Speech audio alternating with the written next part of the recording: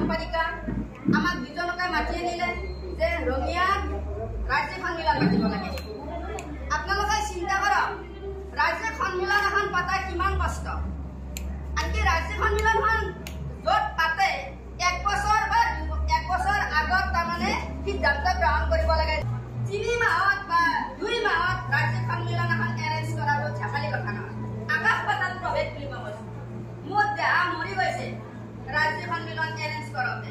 4 লাখ টকা উঠাইছো মই।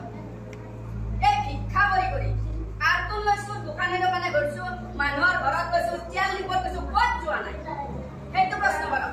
স্কুটি লৈছো সুদূৰ গড়েশ্বৰ মহৰীপাৰা অকলে স্কুটি লৈ গৈছো, গৰমনি উঠাইছো, পোষ্টাৰিং কৰিছো বৰষুণত তিতি কিন্তু ফলত কি পাইছো মই গোল্লা এটা পাইছো কামৰূপ জিলায়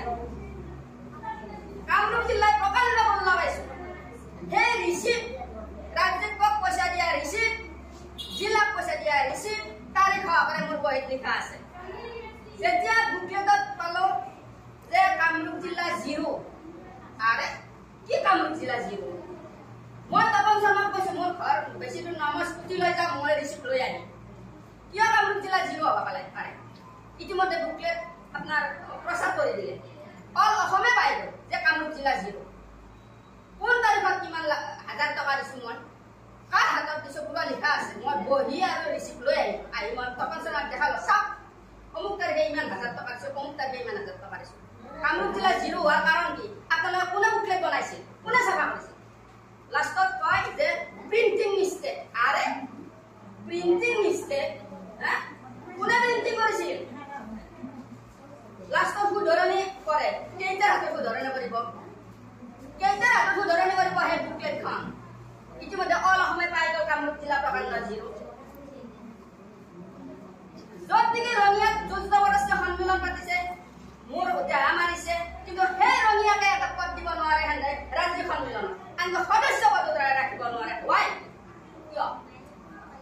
তোমালোকে তাতে যুঁজ জবৰদস্তি তোমালোকে সন্মিলন পাতিবা আৰু ৰঙিয়াকে পাহৰি যাবা। কেৱল এইটো লাগে, চিআইটোক লাগে এইটো। তপন শৰ্মাক ফ্লেট বনাই আছে কাৰ পইচাৰে? তপন শৰ্মা বাহিৰত লৰক কৰাই আছে কাৰ পইচাৰে? নিশ্চয় আমাৰ দৰে কৰ্ম সহায়িকা, ৰান্ধনী, আশা, মিস্ত্ৰী, শ্ৰমিক এইবিলাকত টকাৰে আমি সিহঁতক 20 টকা কিয় দিব লাগে? কিয় দিব লাগে?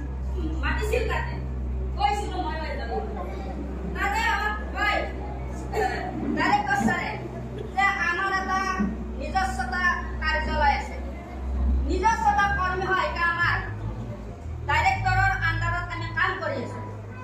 সেই কৰ্মী সহায়িকা মিস্ত্ৰীৰ লগত, চুইপাৰৰ লগত